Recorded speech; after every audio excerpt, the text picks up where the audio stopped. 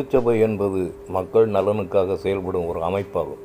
திருச்சபையை ஸ்தாபித்த மிஷனரிகள் நமக்காக அநேக கோட்பாடுகள், ஒழுங்குமுறைகளை கொண்டு வந்து இந்த அமைப்பை ஏற்படுத்தினார்கள். தென்னிந்திய திருச்சபையானது மொத்தம் 22 திருமண்டலங்களாக பிரிக்கப்பட்டுள்ளன. ஒவ்வொரு திருமண்டலத்திலும் மக்களால் தேர்ந்தெடுக்கப்பட்ட ஒரு பேராயர் தலைவராக இருக்கிறார். அனைத்து பேராயர்களும் பிரதம பேராயரின் தலைமையின் கீழ் இயங்கி வருகிறார்கள்.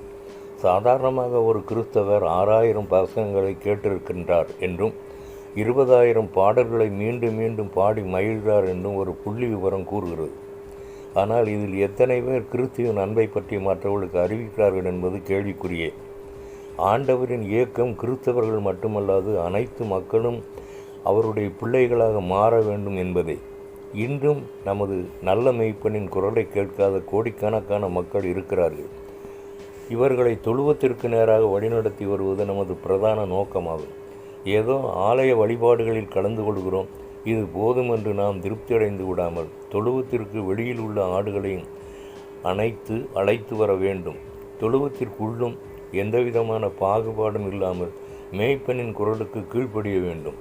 திருச்சபைக்கு கர்த்தர் கொடுத்திருக்கிற பேராயர், போதகர்கள், தலைவர்களுக்காக ஆண்டவரை தினமும் சோத்தரித்து அவர்களுக்காக நாம் ஜெபிக்க வேண்டும். மேய்ப்பனின் குரல் நம் காதுகளில் துணித்து கொண்டே இருக்கட்டும். யோவான் 10:16 ஒரே மந்தையும் ஒரே மேய்ப்பனும் ஆகும். John 10:16 There will be one flock and one shepherd. One song.